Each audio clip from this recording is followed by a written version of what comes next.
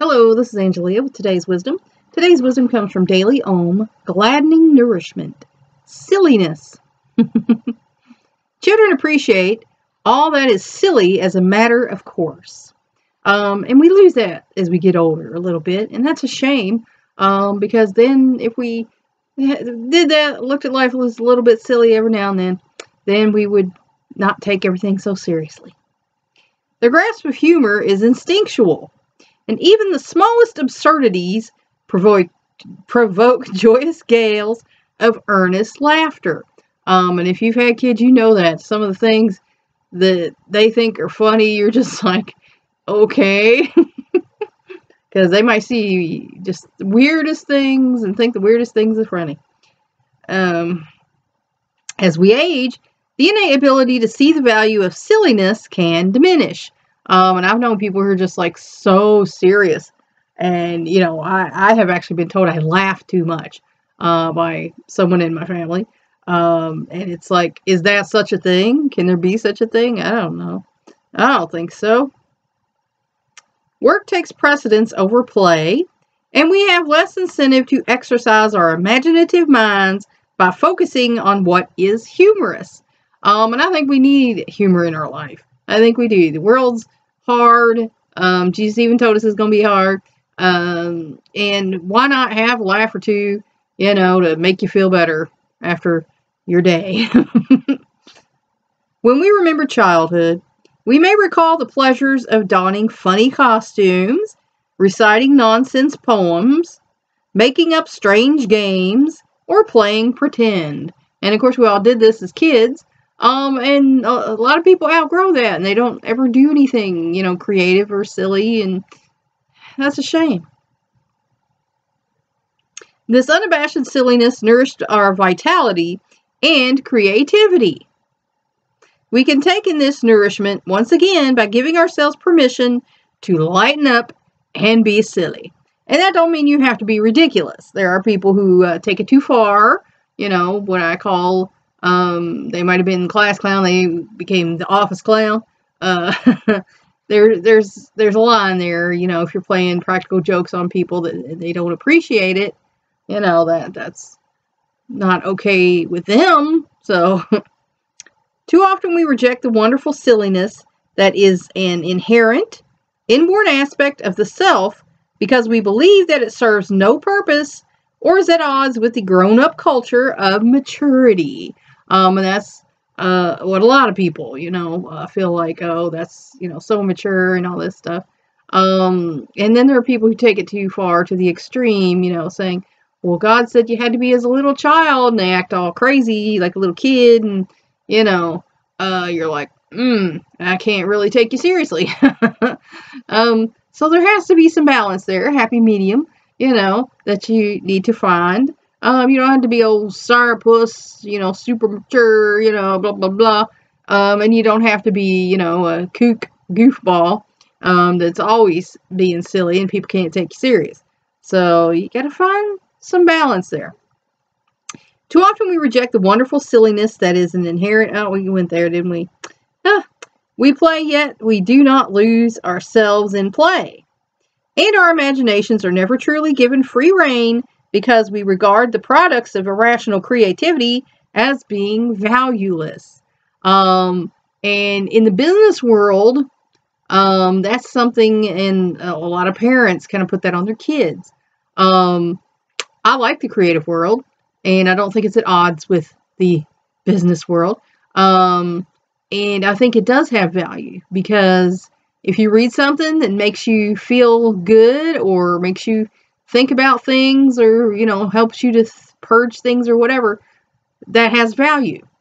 If you see a nice piece of art and you like the looks of it, or it makes you think of something or feel something, that has value. A song that you like makes you feel good, that has value. Something, you know, that somebody made, clothing or craft or whatever, that you like, and it makes you feel happy, that has value. Movies, you know, that's like have value. I know that. So don't ever think that something that you feel the need to create has no value just because it doesn't necessarily make you a bunch of money. It has value. Yet silliness itself does indeed constitute a vital part of human existence on a myriad of levels. Our first taste of ethereal bliss is often a consequence of our willingness to dabble in what we deem outrageous, nonsensical, or absurd. You know?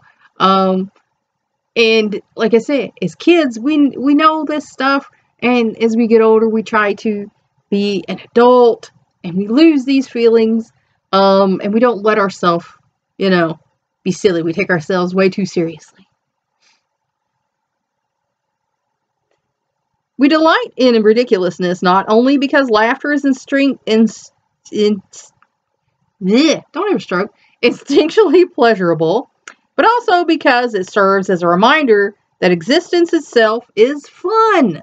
And it can be fun. It doesn't have to be a drudge every day. If you allow yourself to have fun, then your day's going to be better. There are people who say, oh, yeah, same thing every day. You can tell they don't enjoy their life because they're not having any fun. Excuse me. When you're off that clock, the rest of the day belongs to you. You get to decide what to do with it. You can enjoy yourself and have fun and do things that nourish your soul. Excuse me, you can create, you can play,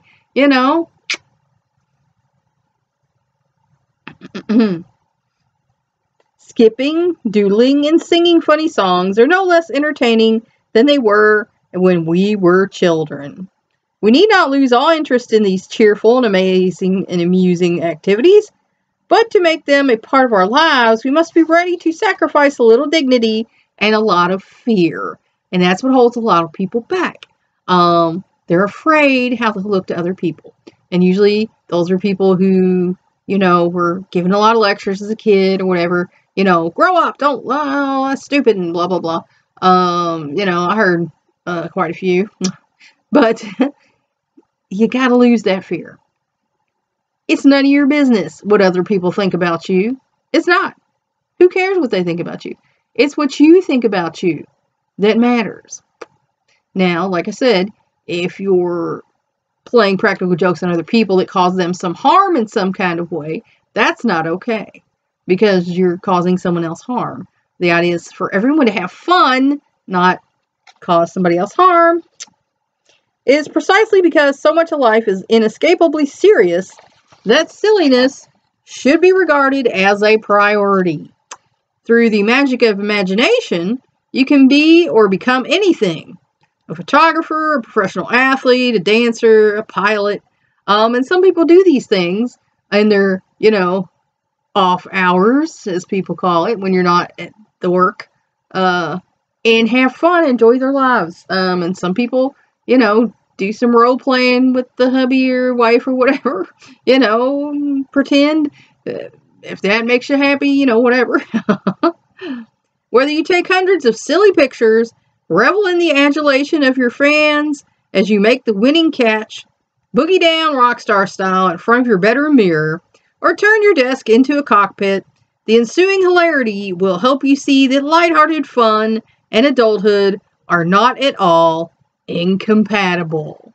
Because they're not. And way too many people take themselves so seriously, and they have no sense of humor.